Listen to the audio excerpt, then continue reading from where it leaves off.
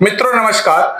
मित्रों आज एक बार पुनः काशी एक रहस्य की इस श्रृंखला में मैं आप लोगों के साथ काशी में छठ पूजा इस विषय पर चर्चा करूंगा, जिस पर प्रकाश डालने के लिए हमारे साथ उपस्थित हैं प्रोफेसर शत्रुघ्न त्रिपाठी जी। गुरुदेव प्रणाम। और गुरुदेव, जैसा कि आपका जन्म स्थान बिहार रहा है और बिहार में छठ पूजा को किसी को बताने की जरूरत है नहीं, तो इसी बात को ध्यान में रखते हुए मैं आपसे जानना चाहूंगा कि उत्तर भारत में छठ पूजा का उद्गम कहां से हुआ और काशी में यह कैसे प्रचलित हुआ, आप हमारे दर्शकों को बताने की कृपा करिएगा। हरि ओम नमः कालात्मा ब्रह्मणे।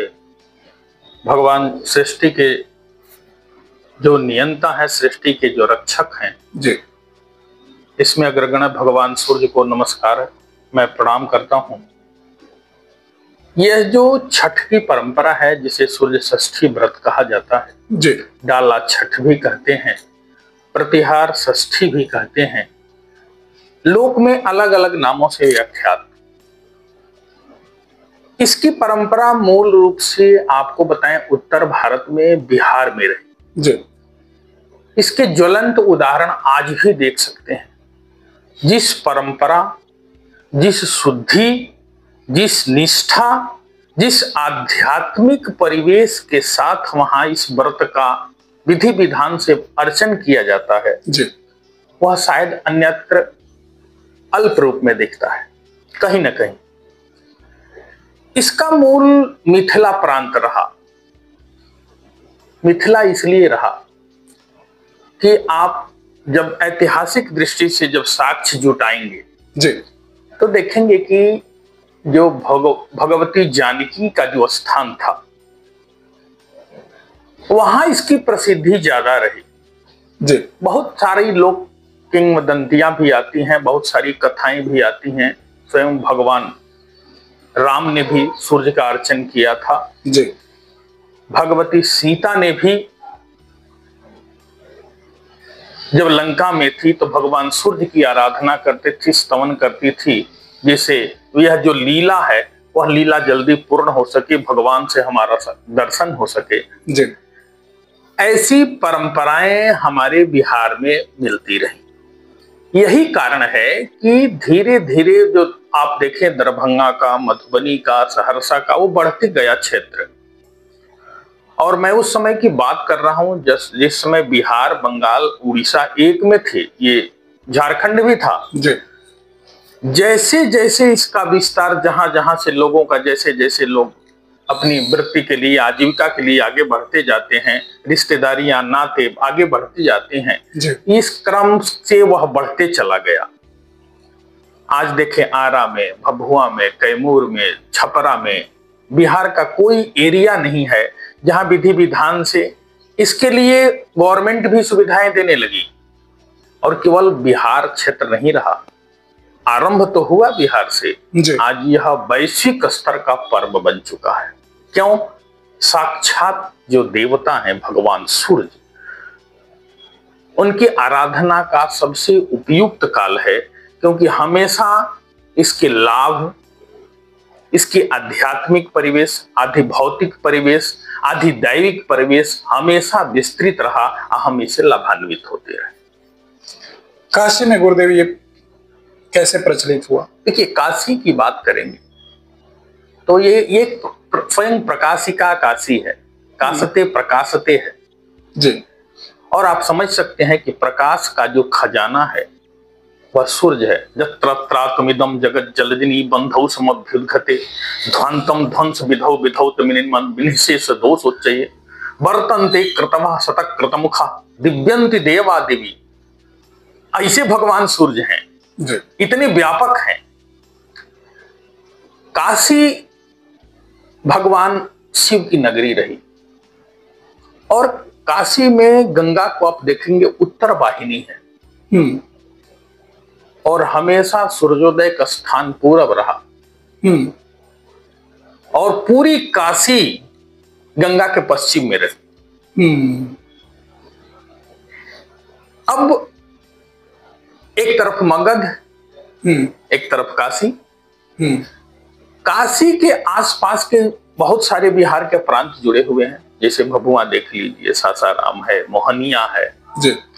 और काशी में हमेशा से संस्कृति बड़ी रही, चाहे गुजरात के लोग हों, बिहार के लोग हों, साउथ के लोग हों, आपको पूरा भारत दिख जाएगा आप बनारस में घूमने पे। काशी में कह सकते हैं काशी एक लघु भारत। बिल्कुल लघु भारत है हमारा जी। और अब तो हम विश्व का सकते हैं, सारे पर्यटक आकर के देखिए, कहां कहां के पर्यटक आकर के यहाँ अपना चिंतन मनन, शास्त्रों का अध्ययन अध्यापन, इसके आध्यात्मिकता में इतने डूब गए हैं कि बहुत बड़ा एक इतिहास बन रहा है। यही कारण रहा कि जितने लोग काशी में आए, आसन्न रूप में आए, कहीं ना कहीं रहे, आप देखेंगे मूल काशी के जो वास्तव्य थे बहुत कम रहे जी। और बहुत बाहर भी रहे। जैसे यज्ञोपवीत की एक प्रक्रिया होती है, देखिए उसमें हम लोग कहते हैं कि बटुक को काशी भेजता भागता है पढ़ने के लिए, बरुआ बोलते हैं बिहार में, बरुआ को काशी भेजो पढ़ने के लिए। अब जब बिहार का बरुआ काशी में पढ़ने आएगा तो अपनी कुछ संस्कृति भी तो लेके आएगा, अपने संस्कार भी तो लेके आएगा।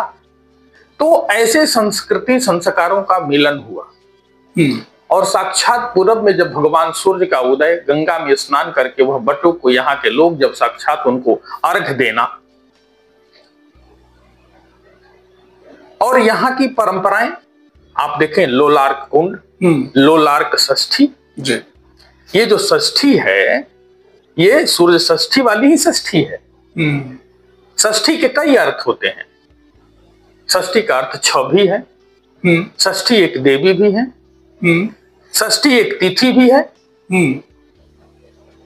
ये सारी वैज्ञानिकता उसमें छिपी हुई है। 6 मुख वाली मां जी और षष्ठी देवी है, और बालक के रक्षा करने में अभूतपूर्व योगदान है इस मां का, षष्ठी मां का। नहीं तो बालक को पैदा होते ही आप देखें जो जात कर्म संस्कार होते हैं उसका नाम है छठी बरही जी। षष्ठी है वही छठी है। क्यों? क्योंकि उस दिन हमारे ज्योतिषीय परिगणना कहिए या आध्यात्मिक दृष्टि से एक अरिष्ट का सबसे बड़ा काल 6वां दिन होता है। एक जन्म के दिन का होता है, दूसरा 6वां दिन होता है। उससे रक्षा कौन करेगी जी? बालक की मां करेगी। तो कहीं ना कहीं ये इन विशेषताओं को देख करके, इन दर्शन को, काशी में बहुत सारे द्वादश आदित्य का मंदिर, द्वादश आदित्य के स्थान है, पूजन का विधान है, पौराणिक काल से चला आ रहा है, ये आज की परंपरा नहीं है। स्कंद पुराण में इसकी चर्चा है। तमाम पुराणों के व्याख्यानों को लेकर के देखेंगे और इस केंद्र रहा यह सर्व विद्या की राजधानी। यह हमने तो सब कुछ ग्रहण किया। सारे व्रत त्योहार आपको काशी में दिख जाते हैं। छठ है, चल के देखिए, 3 दिनों का जो महापर्व है, घाटों से आपको इसका निदर्शन हो जाएगा कि क्या दिव्य परंपरा है काशी की। हम सबको आत्मसात करते हैं, हम सारी परंपराओं से सीखते हैं, इसलिए हमारी संस्कृति बड़ी रही। और ये बहुत पुराना 200-300 वर्षों का इतिहास तो पंचांग का है, जिसमें सूर्य षष्ठी व्रत लिखा जा रहा है और गंगा में अर्घ के विधान को बताया जा रहा है। सोचिए कितना प्राचीन होगा। तो काशी में हमारे सूर्य षष्ठी का जो संबंध है अतीव प्राचीन है, और वो चाहे यहाँ काशी में रहने वाला किसी भी जाति का हो। ये भी देखिए, ये विशेषता है जी। किसी भी क्षेत्र का हो, वो इस सूर्य षष्ठी व्रत को करता है और इसके पुण्य को वह प्राप्त करता है। इसमें जो भी आध्यात्मिक, आदि दैविक, आदि भौतिक जो भी समृद्धियां हैं, उससे वह अपने आप को मजबूत करता है और संसार में अपनी सांसारिक गतिविधियों का निर्वहन करता है। धन्यवाद गुरुदेव, जिस तरीके से आपने यह छठ पूजा काशी में कैसे शुरू हुई उस पर प्रकाश डाला। आगे गुरुदेव मैं आपसे जानना चाहूंगा कि गंगा तटों जैसे 80 घाट, राजघाट, दशाश्वमेध घाट पर छठ पूजा का आयोजन किस ऐतिहासिक महत्व से जुड़ा है? देखिए, प्राचीन काल में आप देखें जी तो काशी के घाट सबसे समृद्ध रहे जी, आज भी हैं। जो 80 है और संख्या का बोधक भी है। हम लोग हमारे गुरुजनों गुरु परंपराओं में हम लोगों ने सुना है जी। और 30-40 साल से मैं स्वयं काशी में हूं तो इसको हमने देखा है। ये इसमें भी कुछ प्रधान घाट हैं जो 2, 4, 5 घाटों को मिलाकर के जोड़ते हैं, जिनका व्यापक स्तर है, जहां ज्यादा मात्रा में जनता उपस्थित होती है। और जब भी जहां ये पुण्य जहां भी यजन पूजन आदि हम कहते हैं, हम लोग वास्तु की दृष्टि से कि जहां ज्यादा होने लगता है उस भूमि में, उस स्थान में एक अलग तरह की एनर्जी आती है, एक अलग तरह का वातावरण आता है। वहां जाते ही आपके चित्त में स्थिरता, अध्यात्म की निष्ठा, ये सारे आप में अपने आप आने लगता है। उसमें से ये स्थान है। दशाश्वमेध का इतिहास देखिए, दशाश्वमेध यज्ञ जहां संपन्न हो जी, काफी पुण्यप्रद है। काशी का प्राण है, काशी का हृदय है, राजघाट है, ये आने का मार्ग था। इसी मार्ग से बिहार से लोग आते जाते थे। और गंगा का तट जिसको मिले वो क्यों नहीं इस व्रत को करना चाहेगा, क्योंकि ये जो व्रत है ये भी इस व्रत की विशेषता भी आपको बताएं। 2 मास खास करके आश्विन और कार्तिक, पूरा आश्विन मास आप उठा के देखें, धर्मशास्त्रीय परंपराओं से जल से पूजन का विधान है। पूरे मास में जो भी पूजन आएगा, जीवित पुत्रिका किसमें की औरतें स्नान करती हैं, वहां देती हैं, ये अपने इनको तत्त संबंधित पितृपक्ष जी, जितने भी पूजन आदि विधान हैं वो सारे जलीय हैं। जो कार्तिक महीना होता है इसकी अलग वैज्ञानिकता है। क्यों? कार्तिक में हम लोग मानते हैं जब तुला का सूर्य होता है ज्योतिषीय दृष्टि से ये नीच का होता है। जब नीच होता है तो प्राण शक्ति, संरक्षण की शक्ति कमजोर पड़ जाती है। वो स्वयं पूरे संसार को प्रकाशित करने वाला भी जब कमजोर पड़ने लगता है ज्योतिषीय गणना से, उस महीने में दीपक से ही पूजन के विधान हमारे ऋषियों ने बताया। पूरा कार्तिक मास दीप का पूजन है, आप देख लीजिए। अमावस्या से आरंभ होता है दीपावली, और देव दीपावली तक पूरे बीच में आकाश दीपदान है, सप्तर्षि दीपदान है, सूर्य षष्ठी व्रत है। सारे व्रत सूर्य से संदर्भित और दीपों के द्वारा पूजन किए जाते हैं। दीप से पूजित व्रत हैं। क्यों? क्योंकि उस सूर्य को एक विशिष्ट संरक्षण हम दें संसार के लोग, ताकि उसमें वो जो शक्ति है वो बनी रहे, वो छिड़ न हो और संसार की गतिविधियों को वह अच्छे तरह से संचालन करता रहे। तो इतनी प्रकृति प्रेम, इतना पर्यावरण प्रेम हमारे ऋषियों का रहा इस व्रत पर्व त्योहार के नाम पे। इसलिए इस मास में खास करके कार्तिक में इस जो षष्ठी का व्रत है यह इसका विधान किया गया। और इसे बहुत सारी जो तत्त संबंधित घाट हैं, जहां चूंकि प्रारंभ में घाट बहुत विकसित नहीं थे, तो जो प्रधान घाट थे जहां विकसित थे वहां लोगों ने अपने अर्घ के लिए, क्योंकि हम शाम को जाते हैं अस्ताचलगामी सूर्य को अर्घ से प्रारंभ करते हैं और उदयगामी सूर्य को अर्घ देकर के अपनी पूर्णता प्राप्त करते हैं। ये भी एक हमारी विलक्षणता है। ये भी संसार को सिखाने वाली चीजें हैं कि हम उदित हुआ उसे प्रणाम नहीं करते, अस्ताचलगामी को प्रणाम करते हैं और उदय की कामना करते हैं, ताकि हमारी जो प्रक्रिया है जीवन की वो सारी हमसे संबद्ध है, वो ऐसी चलती रहे। इसलिए प्रधान घाटों को लेकर के लोगों ने पूजना आरंभ किया। आज की स्थिति ये है कि 80 के जगह नहीं, अब तो 90-100 घाट हो गए हैं। लेकिन आप सूर्य षष्ठी व्रत के दिन जाके देखें, कहीं भी आपको पैर रखने का स्थान नहीं मिलेगा। ये हमारी परंपरा रही है। गुरुदेव, आगे मैं आपसे जानना चाहूंगा कि काशी की संस्कृति में सूर्य उपासना और छठ का आपसी संबंध कैसे देखा जा सकता है? देखिए, साक्षात देवता भगवान हमारे सूर्य है जी, और सूर्य से ही सारे ग्रह प्रकाशित होते हैं। ये शास्त्रों में कहा गया है, आर्यभट्ट से लेके सबने कहा है जी। चंद्रमा का अपना प्रकाश नहीं होता। मंगल में, बुध में, गुरु, शुक्र, शनि, जितने भी ग्रह हैं उनमें प्रकाश देने वाला जो ग्रह है वो सूर्य। सौरमंडल का सबसे बड़ा, सबसे उन्नत ग्रह, इस सूर्य की आराधना को लेकर के ही खास रूप से सूर्य षष्ठी का विधान है। भगवान सूर्य के अर्घ्य देने के निमित्त जो हमारी शुद्धियां हैं वो पहले से प्रारंभ हो जाती हैं। हमें उसके पात्र, हमको उसके योग्य बनाना है ना, हमें उसकी तैयारी करना। एमबीबीएस करना है तो नीट निकालना पड़ता है ना, आपको प्रिपरेशन करना पड़ता है फिजिक्स, केमिस्ट्री, बायो की। ऐसे भगवान सूर्य के आराधना करने के लिए देवो भूत्वा देवम जजेत, इसको करने के लिए देवत्व को 2-3 दिन पहले से ही हमारे यहां प्रारंभ हो जाता है। और जब पूरी शुद्धता हमारी हो जाती है, उस कालखंड में हम भगवान सूर्य को अर्घ देते हैं। काशी के सूर्य सरोवर, जैसे उदाहरण में हमने लोलार्क कुंड का उदाहरण दिया, द्वादशादित्य की जो परिकल्पना है, कई स्थानों पे बड़े बड़े सरोवर हैं जो सूर्य सरोवर के नाम से प्रसिद्ध हैं, और वहां जाएंगे। इसकी कुछ वैज्ञानिकता भी लोग बताते हैं कि एक कालखंड ऐसा आता है जिसमें सूर्य का सीधे प्रकाश उस कुंड में पड़ता है, और उस जब प्रकाश पड़ता है तो उस कुंड में रोग प्रतिरोधक क्षमताएं बढ़ जाती हैं। कुष्ठ आदि को समन करने में वो बहुत महान भूमिका का निर्वहन करता है।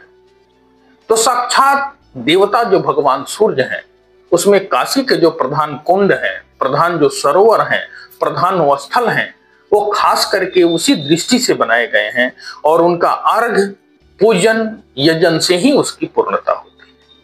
और गुरुदेव, आगे मैं आपसे जानना चाहूंगा कि छठ में सूर्य देव और षष्ठी देवी की उपासना का दार्शनिक अर्थ क्या है? देखिए, जीवन सूर्य आत्मा जगतस्थस्थुखश्च, ये हमारी जो ऋचा है जी, इस पूरे संसार का जो आत्म तत्व है वो भगवान सूर्य है। सूर्य सूक्त देख ले आप, ऋग्वेद से लेकर सारों वेदों में बहुत लंबा चौड़ा, सृष्टि, रक्षण, संहार, तीनों में भूमिका है भगवान सूर्य की जी। क्योंकि जितने भी प्रक्रियाएं हैं, देखिए, उदित होने से लेकर के अस्त के पर्यंत, और अस्त होता कहां है? हमारा देश छोड़ के किसी और को प्रकाशित करने चला जाता है, सतत गतिमान रहता है। यह गतिमान रह करके जीवन को गतिमान करने का उपदेश देता है, ये इसकी दार्शनिकता है। अपनी ऊर्जा से संसार को समन्वित करने की दार्शनिक पहल है इसकी। आज विज्ञान 7 रश्मियों को लेकर के कह रहा है, सूर्य में 7 रश्मियां हैं। हमारे यहाँ तो 1000 रश्मि, सहस्त्र रश्मि की वार्ता है। इसका मतलब है कि 993 अभी देखने हैं हमें। हमने तो 7 देखा है विज्ञोर जी। ये तब तक जो रश्मियां हैं, सबकी अलग अलग अवधारणाएं हैं। सुषुम्ना है, हरिकेश है, ये सबकी अपनी अपनी अलग, ये अलग अलग दार्शनिक पक्षों से संबंधित है। भगवान सूर्य समग्रता के द्योतक हैं, जो संसार का संचरण करते हैं, संसार को ऊर्जा देते हैं, संसार के गतिमान करते हैं। सूर्य न रहे तो हम प्रलय की ही तो कल्पना करते हैं। सूर्य का अभाव ही प्रलय है। मतलब जीवन क्या है? जीव तत्व जो जिसको बोलते हैं, वो प्राण तत्व क्या है? भगवान सूर्य है। और जिसका आत्म तत्व बलवान होता है, हम लोग कहते हैं वो किसी परिस्थिति से लड़ सकता है। इसीलिए सूर्य की आराधना हम लोग बताते हैं कि आप सूर्य की आराधना करें। जितने बड़े लोग हुए, चाहे बड़े महाराजा हुए, आप देखें उनका सूर्य, जितने भी वचन पुराण में मिलते हैं, जब ग्रह स्थितियों का निर्वचन हम लोग देखते हैं तो क्या मिलता है कि सूर्य उच्च का था, चंद्रमा उच्च के थे। क्यों भाई? उच्च के होने पे एक विशिष्ट ऊर्जा प्रदान करता है, उसमें विशेष शक्ति आती है। बड़े बड़े जितने लेखक दार्शनिक हुए देखें आप, सब में कहीं ना कहीं सूर्य उनके उच्च स्तर का रहा। तो विचार भी उच्च दिया, तो दर्शन का मूल विचार ही तो है, दर्शन का मूल अवधारणा ही तो है, दर्शन का मूल संसार को पढ़ना ही तो है, जीव को पढ़ना ही तो है। ये जो सामर्थ्य देता है वो तो सबसे बड़ा दार्शनिक है, तो भगवान सूर्य है हमारे। दूसरी बात आती है षष्ठी की। बोले ना, इसमें दो कामनाएं सूर्य षष्ठी में हमारी सिद्ध होती। एक तो भगवान सूर्य की आराधना हम करते हैं, भगवती षष्ठी का भी अध्ययन हम लोग यजन पूजन अध्यात्म चिंतन करते हैं। ये आप देखें, षष्ठी तिथि को मनाया जाता है यह पर्व सूर्य षष्ठी। बच्चे का जन्म होने के जस्ट 6वें दिन षष्ठी देवी की पूजन भी की जाती है। षष्ठी को देवसेना भी पुराणों में कहा है, स्कंद पुराण में कई आख्यान है। प्रतिहार षष्ठी नाम से एक हमारे भगवत चरण शुक्ल जी ने है, उन्होंने काफी रचनाएं करते, तो उन्होंने एक छठ व्रत कथा लिखा। उसमें उन्होंने कहा कि नहीं, प्रतिहार षष्ठी जो है वही कथा है, क्योंकि उसमें षष्ठी देवी की भी आराधना है, भगवान सूर्य की भी आराधना है।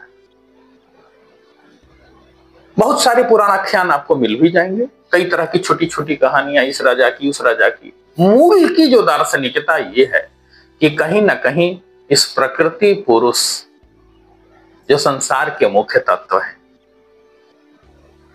इसके बीच में समन्वय रखना, यही सबसे बड़ी दार्शनिकता है, जिसके माध्यम से हम सूर्य षष्ठी के पूजन करते हैं और उसकी दार्शनिकता को हम जानते हैं।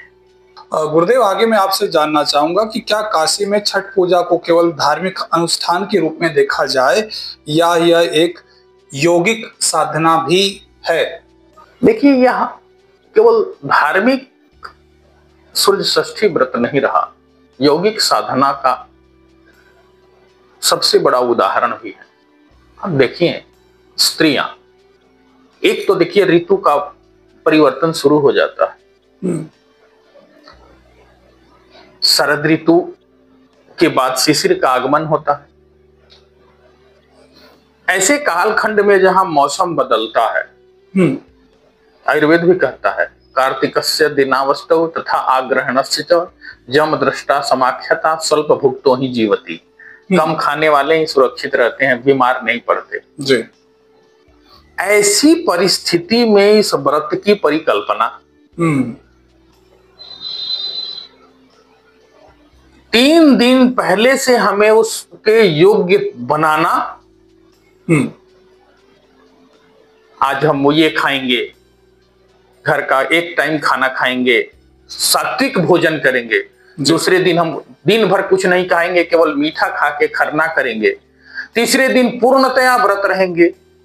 अपने आप को साधना, ये कहीं कहीं योग है, और उससे बड़ा योग कठिन तो तब होता है जब आप सूर्य षष्ठी के प्रातः काल में, जबकि ठंड का शैत्य का अधिक रहता है, वैसे में गंगा में, भगवती गंगा में पूरे अपने गर्दन पर्यंत जल में स्थित होकर के, या कमर से कटी से ऊपर जल में स्थित होकर के, और माताएं घंटों खड़ी रहती हैं जी। उन्हें न शैत्य बाधित करता है, न स्वास्थ्य बाधित करता है। ये एक बहुत बड़ी साधना है, और वो उपदेश देती हैं आने वाली पीढ़ी को, आने वाले लोग को, कि अगर आपके मन में दृढ़ संकल्प है भगवत भजन का, तो आपके लिए कोई भी बाधक कोई चीज नहीं है। ना अवस्था बाधक। आप देखेंगे 70, 80, 80 वर्ष की औरतों को हम लोगों ने देखा है, कपड़े भींगे हैं, बदन कांप रहा है, लेकिन भगवान सूर्य की प्रतीक्षा है कि आप आइए क्षितिज पे, हम आपको अर्घ दें। अर्घ के साथ हमारे यज्ञ की पूर्णता हो, हमारे बच्चे स्वस्थ रहें, हमारा सौभाग्य अखंड रहे, हम स्वस्थ रहें, और जैसे संसार को आप रोज गतिमान रखते हैं, वैसे हमारे जो जीवन का संसार है उसे भी आप गतिमान रखें। इसलिए योग की दृष्टि से भी यह एक महत्वपूर्ण पक्ष है। गुरुदेव, आगे मैं आपसे जानना चाहूंगा कि छठ के गीतों और लोक भाषा में जो भक्ति भाव दिखता है, यह आध्यात्मिक दृष्टि से क्या संदेश देता है? देखिए, जैसे आप देखें, वेदों को हर व्यक्ति नहीं पढ़ सकता। वेद की ऋचाएं कठिन है जी। ब्राह्मण ग्रंथ, सूत्र ग्रंथ, और उससे भी जब लगा कि अर्थ नहीं लग रहा है तो पुराणों में उसको कथाओं कथानकों के माध्यम से सरल करके हमें बताया गया जी। जो ग्राम्य जन है, गांव के जो लोग हैं, वो लोक गीतों के माध्यम से, आध्यात्मिक भजनों के माध्यम से वो जुड़ते हैं। उसके महत्व, उसके वैज्ञानिकता वो नहीं जानते, उसके आध्यात्मिक जो पक्ष हैं उसको हृदयंगम करते हैं और उससे उसका लाभ उठाते हैं जी। जितने लोक गीतों में आप देखें, छठ पे गीत हैं ऐसे बजेंगे तो आप वहां अकस्मात खड़े हो जाएंगे। जी जी। कांच ही बासके बहंगिया बहंगी लचकत जाए, क्यों? वो परंपरा रही। बहंगी बना करके, कांच बांस का बना करके विशुद्धि के लिए आज भी लोग कंडी जलाते हैं, गैस पे नहीं बनाते। बिहार में आप जाएंगे कल से, वहां अलग लकड़ी आम की काट के लाई जाती है, तोड़ के सूखी लकड़ी के रख के घर से बाहर जमीन से गोबर से लीप करके शुद्ध करके, जो छठी व्रत की जो व्रती होती है, जो स्त्री इस व्रत को करती है, वो वहां बैठ के ऐसे लकीर करती है, लक्ष्मण रेखा बनाती है, इसके अंदर कोई आएगा नहीं। वहां सारी प्रक्रिया, इनको गीतों के माध्यम से हमारे जो लोक गायकों ने हैं, वो अध्यात्म तो भरा ही जी। जो नए उम्र के जो बच्चे हैं, नौजवान जो बच्चे हैं, उनको प्रेरित करते हैं ये सब गीत। थर थर कांपेला बदनिया, देखिए शारदा सिन्हा के गीत हैं। कई ऐसे गीतकार हैं, नए वाले गीतकार भी अच्छे अच्छे गाते हैं, जो इसको इतनी भक्ति भावना और ओज जगाते हैं, क्योंकि संगीत तो एक अलग पदार्थ है ना जी। संगीत एक साधना है और वह कहीं ना कहीं हमें और जोड़ता है और हमारी इस व्रत की निष्ठा से हमें और आत्मसात करने का मौका देता। गुरुदेव, काशी जैसे नगर में छठ पूजा आज किस रूप में विकसित हो रही है, पारंपरिक या आधुनिक मिश्रण के रूप में? देखिए, काशी में अनुदिन छठ का विस्तार हो रहा है जी। मैं बताऊं, जब हम लोग पढ़ने आए तो घाटों पे, मुख्य घाटों पे, जैसे दशाश्वमेध हो गया, अस्सी हो गया, राजघाट हो गया, सिंधिया घाट हो गया, ऐसे ऐसे जगहों पे थोड़ी थोड़ी भीड़ दिखती थी जी। आज की स्थिति ये है कि जो मूल काशी के हैं, काशी नहीं, जो छत्तीसगढ़ के आए हैं, मध्य प्रदेश के हैं, साउथ के हैं, बंगाल के लोग हैं, उड़ीसा के लोग हैं, ये सारे छठ व्रत करने लगे और अनुदिन संख्या इसकी बढ़ रही है। और वो इस आधुनिकता के दौर में भी पारंपरिक ढंग से अपने नियमों का पालन कर रहे हैं, ये बहुत बड़ी विशेषता है। आप घाट पे जाएं जी, देखें, वहां का दृश्य आप देखें, शाम का या सुबह का जाके देखें, कितना अच्छा सुंदर लगता है। भजन लोग बजाते रहते हैं, सारी माताएं अपनी लोक भाषा में, जिस भाषा से जिसका संबंध है, वो गीत गाती रहती हैं जी। और अस्ताचलगामी सूर्य के उपासना करते रहते हैं। जितने संबंध हैं, जितने भी हैं, द्वादशादित्य के लिए 12 ईंख उसके गुणा कर देते हैं, 12, 24, 36, 48, जैसे जैसे कामनाएं बढ़ती हैं, द्वादश मिट्टी के बर्तनों में कोई बड़ा सा वो कर लेता है। तो अलग अलग परंपराओं से, अलग अलग विधियों से भी इस आधुनिकता के दौर में भी हमारी परंपरा कायम है, क्योंकि कोई न कोई उसमें विशिष्ट तथ्य है जो अनुदिन सबको जोड़ रही है। रोज हमारी संख्या बढ़ते जा रही है। गुरुदेव, आगे मैं आपसे जानना चाहूंगा कि क्या छठ पूजा सामाजिक एकता और पर्यावरण चेतना का भी प्रतीक बन गई है? हाँ, बिल्कुल। यह बोले, हम पहले ही इस बात को रखे, देखें आप, कोई भी जाति का भेद नहीं है वहां। यहाँ ब्राह्मण बैठा है, बगल में वैश्य बैठा है, उसके बगल में शूद्र बैठा है, किसी तरह का भेद नहीं है जी। हम बस भेद रहित होकर के एक भगवान सूर्य की आराधना। क्यों? भगवान सूर्य क्या किसी जाति विशेष को ही ज्यादा प्रकाश देता है? किसी वर्ण विशेष को ही देता है? किसी स्थान विशेष को ही देता है? ये सारी चीजों को भुला करके हम ऐक्य भाव से एक बहुत बड़ा संदेश देते हैं कि ऐसे जब वैश्विक परिचिंतन होता है, ऐसी जब वैश्विक स्तर के देवता का यजन होता है, तो हम सारे भेदभाव बुला करके एकता के साथ, ऐक्य भाव के साथ हम इसका समर्थन करते हैं। और यह एक बहुत बड़ा हमारे लिए सीख भी मिलती है। यहाँ हमारी किसी प्रकार का कोई भेद नहीं है, किसी प्रकार का हमारा दुराव नहीं है। पर्यावरण की बात आप करें तो मैंने पहले ही कहा, आप यहां गंगा है भगवती काशी में, गांव में तालाब हैं, छोटी छोटी नदियां हैं जी। नवरात्र से ही उसकी सफाई प्रारंभ कर देते हैं लोग, और पूरे घाट बनाना, नदियों में जो प्रदूषित पदार्थ है उनको निकालना, तालाबों को सुसज्जित करना, सुंदर करना, अपने उपयुक्त बनाना, ये पर्यावरण चेतना को ही जगाता है। जो हमारी पीढ़ी है वो सीखती है कि नहीं, हमें ऐसे रहना चाहिए, ऐसे करना चाहिए।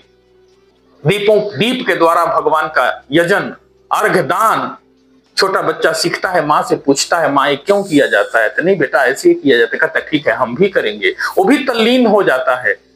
तो कहीं ना कहीं जितने भी पर्यावरण है, बोला ना कि तुला के सूर्य जब नीच है, जब उसमें प्रकाश की कमी, उसमें ऊर्जा शक्ति की कमी, वैसे में इस दीप प्रधान सूर्य षष्ठी व्रत का आधान हमारे ऋषियों की कितनी बड़ी कल्पना होगी, आप सोचिए, जिस बैलेंसिंग बना रहे। क्योंकि जितना दीपदान करेंगे, जितना दीपक से पूजन करेंगे, वो दीप कहां जाएगा? भगवान सूर्य को उसमें ऊर्जा देगा, उसकी उष्मा बढ़ाएगा, उसकी ताकत बढ़ाएगा। ये अलग है कि आज हमारे पास कोई इंस्ट्रूमेंट नहीं है जिसे हम दिखा सकें, लेकिन मैं मानता हूं वो भी समय आएगा जब इन व्रत पर्व त्योहारों के यजन का संसार देखेगा कि क्या क्या वैज्ञानिक प्रतिफलन हो रहा है। गुरुदेव, आगे मैं आपसे जानना चाहूंगा कि छठ पूजा को यदि काशी की सामूहिक साधना कहा जाए तो आप इस कथन को कैसे व्याख्यायित करेंगे? हाँ, हम बिल्कुल, ये सामूहिक साधना ही है जी। पूरी काशी घाट पे आ जाती है, पूरी काशी, और पूरा प्रशासन, पूरा तंत्र लग जाता है। क्यों? क्योंकि सारी भीड़ घाट पे चली जाती है जी। और सारे लोग छठ के महत्व, छठ के जो व्रत का प्रभाव है, आप देखिए बिहार में नहीं, यहां भी संतान जिसको नहीं है उसमें इस व्रत की बड़ी अहम भूमिका होती है। हमारी माताएं कहती हैं, बहू आई तो इसको जल्दी इसका गोद भर दीजिए, है छठी माँ, है षष्ठी माँ, इसका गोद भर दें, इसको संतति दे दें, हम अगले बार छठ का व्रत इससे कराएंगे। और बहुतों को हुआ है, असंख्य संख्या है, बहुत बड़े ह्यूज नंबर है जिनको संतति हुआ भगवती षष्ठी का पूजन करने से, भगवान सूर्य षष्ठी के व्रत को रखने से। तो ये तो साक्षात फलद हैं। ऐसे में सामूहिक आराधना कैसे नहीं होगी? समूह फल चाहता है, समूह उसका लाभ चाहता है। इसलिए यहां जाति धर्म से हट करके हम लोग एक साथ भगवान सूर्य की आराधना करते हैं और एक बहुत बड़ा मैसेज भी देते हैं कि नहीं, हम ऐसी वैश्विक आराधना जब होता है, ऐसे पंच महाभूतों की जब परिचर्चा होती है जो सृष्टि के निर्माण के मूल में है, तो उनके संरक्षण की बात हो, उनसे लाभ लेने की बात हो, हम सभी एकजुट होकर के एक नया संदेश देते हैं जो वैश्विक स्तर पे जिसका सर्वाधिक लाभ दिया जा सकता है। गुरुदेव, आगे मैं आपसे जानना चाहूंगा, आने वाले समय में आप काशी में छठ पूजा के स्वरूप में क्या परिवर्तन या नवाचार देखते हैं? देखिए, नवाचार तो मनुष्य की इच्छा होती है। क्षणे जने जन्नवताम उपैति तदेव रूपम रमणीयताया। अच्छा तो लगता ही है, कुछ तो परिवर्तनशील संसार है तो होता है, लेकिन खास करके जितने भी धर्मशास्त्रीय हमारी परंपराएं हैं, ये बताएं आपको, ये मूल में वैसे ही रहती हैं, आंगिक रूप में इनका विस्तार होता है। हमने एक दो बार देखा, एक बार हमने सामने घाट देखा, शाम को गया कुछ नहीं था, जब सुबह गया तो पूरे टेंट लगे हुए थे उस स्थल विशेष पे। और वो एक व्यक्ति ने कराया था, उसने कहा कि ठंड थोड़ी बढ़ गई है जी, ला करके पूरा उसको सुसज्जित करके फिर देखे कि बहुत सारी कुर्सियां आकर रख दी गई जो शाम को नहीं थी। क्योंकि बहुत सारी स्त्रियां, बहुत सारे लोग आज हैं जो जिनको घुटने की तकलीफ है, कमर की तकलीफ है, वो कितना देर। अब आप सोचें, ये नवाचार ग्राह्य है, इसका हम आदर करते हैं। घाटों को जो सफाई नहीं होती थी, आज प्रशासन बड़ी सन्नद्धता के साथ गंगा के घाटों में आवागमन करते रहते हैं, रस्सी लगा देते हैं, बॉर्डर बना देते हैं, घाटों की सफाई करते हैं, छिड़काव करते हैं। ये बड़ा अच्छा है, क्योंकि जहां समूह जाएगा वहां इसकी व्यवस्था करनी बहुत जरूरी है, संरक्षा की व्यवस्था करनी जरूरी है। तो जितने भी कुछ ऐसे चीज हैं जो नवाचार बदल रहे हैं, बहुत मात्रा में सजाना करना, ये अच्छा है, ये अच्छी पहल है। इससे हमारी आसक्ति बढ़ेगी, अनुरक्ति बढ़ेगी और हम तज्जन्य पुण्य को प्राप्त करेंगे। तो ऐसे नवाचार का स्वागत होना चाहिए।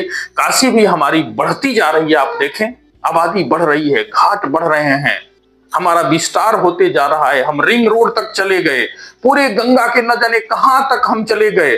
तो इसमें इस विस्तार का स्वागत है, जहां हम भगवती की पर्यावरण की दृष्टि से गंगा का सानिध्य तो पाते हैं, साक्षात भगवान सूर्य की आराधना करते हैं और सारे प्रकार की विपत्तियों से दूर होकर के शुभ फलों को प्राप्त करते हैं। गुरुदेव, युवाओं के बीच छठ पूजा की भावना को जीवित रखने के लिए क्या प्रयास किया जाना चाहिए? हाँ, ये बड़ा आवश्यक है जी। आज का जो युवा है ना, वो बहुत सारी विषयों को वैज्ञानिक की चश्मा से देखता है जी। उसे अवगत कराना हमारा दायित्व है। हम जैसे लोगों का काम है कि हम उसे बताएं कि इस पर्व की क्या वैज्ञानिकता है जी, इस तिथि की क्या वैज्ञानिकता है। ये धर्म जो वस्तुतः सनातन परंपरा में धर्म कहे गए, वो विज्ञान ही थे। पीपल के वृक्ष पे जल डालना धर्म है। मतलब क्या है? पीपल की रक्षा करना वैज्ञानिकता है। पीपल एक वैज्ञानिक वृक्ष है, हो गया। तो हमें जुआ में वह चीज जगाना पड़ेगा। हमें जुआ को एक एक विषयों को बताना पड़ेगा। तत्त क्षेत्रों का देखिए, फलों को सूर्य षष्ठी व्रत के दिन लिया जाता है। ऐसा नहीं है कि पूरे संसार में। अरे आश्चर्य तो तब होगा आपको। मेरी नौकरी थोड़े दिन जम्मू कश्मीर में थी जी। और वहां पत्नी मेरी बोली कि नहीं, छठ तो हम करते हैं, हमें करना है। हम कहे भाई यहाँ सामग्री कहां से मिलेगी? दूसरी संस्कृति का देश है। और मैं ये सोच ही रहा था, उसी बीच एक आपको बताएं फल विक्रेता मेरे पास आया। मैंने उसे फल कहा कि फल ही खरीद लो और कुछ मिलेगा कि नहीं मिलेगा। फल वगैरह लिया। ये बात मैं बता रहा हूं 2005 की जी। और उससे पूछा यार छठ करना है, यहां तो कुछ नहीं मिला। तो मेरी भाषा सुनते ही कहा कि अरे गुरुजी, हमारा घर आजमगढ़ है, क्या चाहिए हम आपको सब दिलवाएंगे। हम कहे पैसा ले लो, मेरी छठ की सामग्री ला दो। आश्चर्य आपको होगा कि एक एक चीज बिहार से, वहां एक मार्केट लगता है छठ के पहले, वहां था। और वो मुझे छोटी छोटी देसी बेर, छोटी वाली जो बिहार में होती है जी, आरता के पत्ता से लेकर के सारी वस्तुओं को लाके उसने मेरे समक्ष रख दिया। मैंने कहा हे भगवान सूर्य, आपका विस्तार जम्मू कश्मीर से लेकर के कन्याकुमारी तक हो चुका है। हम तो आपको बिहार का समझ रहे थे जी। ये हमारी विशेषता है। और ये कहीं ना कहीं सारे जुआओं में, ये जुआओं के लिए मार्गोपदेशक है जी। कि नहीं, ये हमारी जो मान्यताएं, हमारी जो परंपराएं रही, वो पूर्णतया वैज्ञानिक हैं। हम जल से भी अर्चन करते हैं, दीप से भी करते हैं। ये हमारी विशेषता है और ये युवाओं में इसके प्रति जागरूक करना होगा। ये सबका दायित्व है। इसके लिए सबसे पहला काम है कि हम सब परिवार बैठें, बच्चों को दिखाएं, बताएं, सिखाएं, ताकि आने वाली पीढ़ी उसमें अधिकाधिक जुड़े। और ये काशी में दिख रहा है, इसलिए काशी को हम प्रणाम करते हैं। गुरुदेव, आपके पास समय का अभाव रहता है, इसके बाद भी मेरे द्वारा एक बार प्रार्थना करने मात्र से ही आपने जिस तरीके से मुझे काशी में छठ पूजा इस विषय पर कुछ बताने की आपने कृपा की, इसके लिए निश्चित रूप से मैं आपका धन्यवाद करूंगा। और गुरुदेव, जिस तरीके से आप काशी में रह करके आप अपने शिक्षा के माध्यम से अपनी सेवा दे रहे हैं, तो उसके लिए भी मैं आपका निश्चित रूप से आभार और धन्यवाद प्रकट करना चाहूंगा। धन्यवाद और आशीर्वाद भी। बाबा विश्वनाथ और मां अन्नपूर्णा आपको ऐसे ही शक्ति दे। ये काशी विचित्र है, ये काशी को किसी परिधि में नहीं बांधा जा सकता जी। असामान्य है, अशोचनीय है, अकल्पनीय है यह हमारी काशी। हम लोग तो तुच्छ छोटे से आदमी हैं, कहीं ना कहीं काशी के एक कण बराबर भी हम लोग नहीं है। तो ऐसे प्रयास आपका बहुत बड़ा सराहनीय है। भगवान विश्वनाथ और अन्नपूर्णा जी आपको शक्ति दें कि ऐसे जो काशी का वैशिष्ट है, क्योंकि यह आने वाले समय में बहुत बड़ा उपयोगी सिद्ध होगा। हमारी पीढ़ी, हमारे जो लोग हैं उस काशी को जानना चाहेंगे, और ऐसी शायद पूरे वक्तव्य में 2 लाइन भी किसी को मिलेगा तो मैं आपका अपना बहुत बड़ा योगदान समझूंगा और उपकृत हूं उस व्यक्ति का जिसने हमारे इस वक्तव्य से 2 वाक्य भी ग्रहण किया है। जय तु भारतम, जय तु संस्कृतम, भगवान सूर्य की जय हो। जय हो।